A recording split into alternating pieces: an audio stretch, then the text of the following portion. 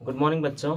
आज हम लोग बहुत ही बेसिक चीज़ वर्ब टू बी के डिफरेंट फॉर्म्स के बारे में थोड़ा सा अध्ययन करेंगे और ख़ास करके आज हम एम इज़ आर के बारे में पढ़ेंगे। हमने यहाँ लिखा है डे 1। अभी हम शुरू कर रहे हैं, कोशिश करेंगे पूरे इंग्लिश ग्रामर को जितने दिन हो सके 30 दिन 60 दिन में बेसिक चीज़ों को मैं कवर कर पाऊँ।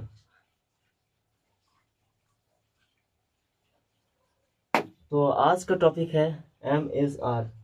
ये वर्ब टू बी का एक फॉर्म होता है, प्रेजेंट फॉर्म होता है। पास्ट फॉर्म में इसका वाज वर्ब हो जाता है और फ्यूचर में इसका shall be will be form होता है। आप सभी जानते होंगे, पढ़े भी होंगे, लेकिन फिर भी रिवीजन के लिए आप लोग इस लेक्चर को ज़रूर देखें। प्रेजेंट फॉर्म में एम इज़ आर होता है टू बी का रूप, और इसका हिंदी अगर अर्थ देखें तो होता है हूँ, है, हो। जैसे अगर मैं रहेगा सब्जेक्ट तो हूँ आएगा, अगर कोई सिंगुलर सब्जेक्ट रहेगा तो है रहेगा, और कोई प्लूरल सब्जेक्ट रहेगा तो उसके अंत में है आएगा। और अगर सब्जेक्ट में हो तुम या आप तो हो का प्रयोग किया जाता है। तो टू बी क्या होता है? बी, अगर आप वर्ड आद किए हो, बी मतलब होना, किसी भी चीज़ का होना। जैसे मैं एक टीचर हूँ, मैं एक इंसान हूँ, या एक बोर्ड है, वाइट बोर्ड है, या एक मार्कर है, तो इन सब चीज़ों में सभी कहीं ना कहीं होने का सेंस है कुछ न कुछ।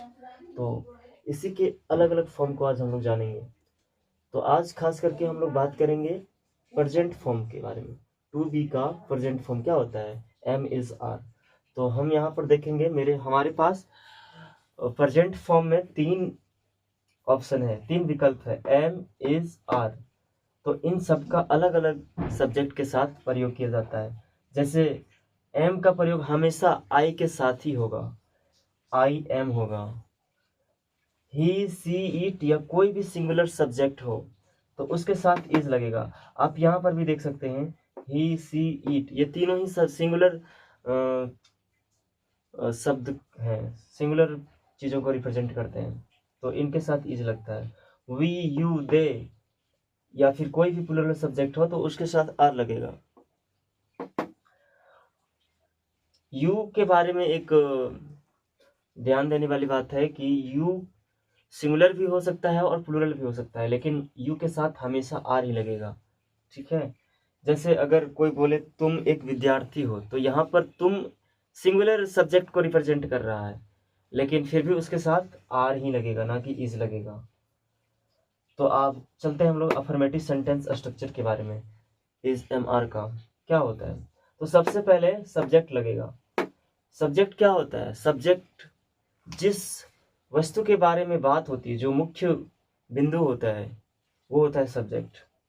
या फिर जो कार्य कर रहा होता है। अगर सेंटेंस में सेंटेंस डूअर हो, एक्टिव सेंटेंस हो, तो उसमें जो होगा वो कार्य करने वाला जो होगा वो सब्जेक्ट होता है। और अगर कार्य वहाँ सेंटेंस में कोई मुख्य क्रिया ना हो, कोई एक्शन वाला काम ना हो, तो वहाँ पर जिस चीज़ के बारे में बात होती है, जो मुख्य बिंदु होता है, वही सब्जेक्ट होता है।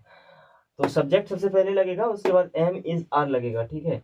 इन तीनों में से कोई एक ही लगेगा, और ये कौन लगेगा, कौन सा सही होगा, ये सब्जेक्ट पर डिपेंड करेगा।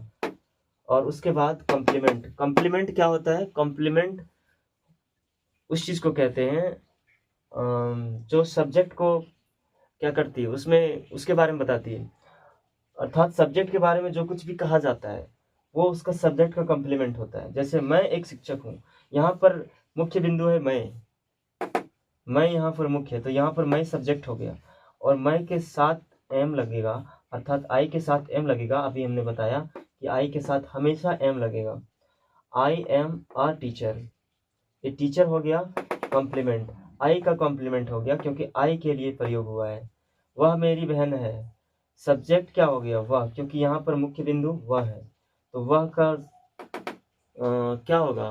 सी होता है, हम लोग जानते हैं। सी के साथ हमेशा इज लगेगा, सी के साथ इज लगता है। और इधर मेरी बहन, यहाँ पर हो गया, इसके लिए कॉम्प्लीमेंट हो गया मेरी बहन, माई सिस्टर। इधर आप देखिए, वे छात्र हैं, यहाँ पर वे का अंग्रेजी हो जाएगा दे, और दे के साथ कौन सा वर्ब आएगा, आर आएगा। कौन सा हेल्पिंग वर्ब आएगा, आर। They are students. अब हम देखते हैं, इस तरह से आप ज़्यादा से ज़्यादा प्रैक्टिस कर सकते हैं। आपके पास अगर कोई बुक हो, अगर नहीं हो तो कोई दिक्कत नहीं, अभी लास्ट में हम आपको देंगे होमवर्क। अब देखते हैं नेगेटिव सेंटेंस स्ट्रक्चर क्या होता है। नेगेटिव सेंटेंस स्ट्रक्चर में कोई बहुत ज़्यादा बदलाव नहीं होता है, बस एम इज आर और कॉम्प्लीमेंट के बीच में नोट लगा देना है। नेगेटिव सेंटेंस कहते किसे, उस सेंटेंस को कहते हैं जिसमें नहीं का प्रयोग हो, जो नकारात्मक हो। जैसे मैं थका नहीं हूँ, यहाँ पर आप एग्जाम्पल देख सकते हैं। वह घर पर नहीं है, वह मोटा नहीं है, वह पतला नहीं है, वह बीमार नहीं है। नहीं नहीं नहीं, जहाँ पर भी नहीं दिखाई दे वो सेंटेंस नेगेटिव कहलाएगा। तो मैं थका नहीं हूँ, सबसे पहले सब्जेक्ट लगेगा आई के साथ हमेशा एम आता है, और फिर नॉट तो आएगा ही क्योंकि नेगेटिव सेंटेंस है। और कॉम्प्लीमेंट क्या है, मैं के बारे में क्या कहा जा रहा है, थका होने के बाद। तो थका का अंग्रेजी होता है टायर्ड।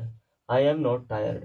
वह घर पर नहीं है, वह है सब्जेक्ट, वह के साथ इज लगेगा, इज के बाद नेगेटिव सेंटेंस है तो नॉट लगाना पड़ेगा। एट होम, घर पर है तो इसलिए एट लगा है। यहाँ पर हम जानबूझ के एट का प्रयोग दिए हैं। तुम देर से नहीं हो, तुम अर्थात तुम लेट नहीं हो, यू आर नॉट लेट। अब हम देखते हैं इंटेरोगेटिव सेंटेंस स्ट्रक्चर क्या होता है। तो इंटेरोगेटिव सेंटेंस में सब्जेक्ट को एम इज आर के बाद रखा जाता है और उसके बाद कॉम्प्लीमेंट। जैसे क्या मैं सही हूँ, एम आई राइट। क्या वह तुम्हारी दोस्त है। तो सबसे पहले यहाँ पर सवाल यही है कि पहले ही एम इज आर का डिसाइड कर लेना है कि कौन सा लगाना है। तो ये डिसाइड करने के लिए आपको सब्जेक्ट का पता होना चाहिए। तो इसके लिए एक स्टेप आगे जाना पड़ेगा। यहाँ पर क्या मैं सही हूँ, तो क्या है, तो इससे पता चल गया कि पहले एम इज आर तीनों में से कोई एक आएगा ही आएगा। लेकिन कौन आएगा इसको पता करने के लिए सेंटेंस में आगे बढ़ना पड़ेगा। क्या मैं से पता चलता है कि यहाँ पर एम आना चाहिए। एम, इसलिए एम आया। एम, उसके बाद सब्जेक्ट आई और उसके बाद कंप्लीमेंट। एम आई राइट, ये इसका अंग्रेजी अनुवाद हो गया। क्या वह तुम्हारी दोस्त है।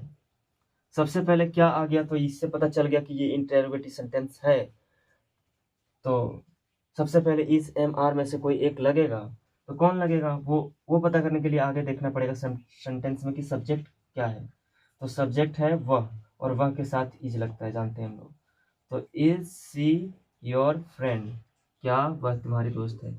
और एक चीज, क्वेश्चन मार्क देना अनिवार्य है। क्वेश्चन मार्क से ही पता चलेगा कि क्वेश्चन है ये। क्या वे तैयार हैं। क्या से पता चला कि इंटरोगेटिव सेंटेंस है। उसके बाद सब्जेक्ट ढूंढना पड़ेगा। सब्जेक्ट है दे, तो दे के साथ आर लगेगा। Are they ready. तो बच्चों, आप लोग थोड़ा सा इसको रिवीजन के लिए देखिए, और अगर आपके पास इंग्लिश ग्रामर बेसिक की कोई बुक हो तो प्रैक्टिस कीजिए।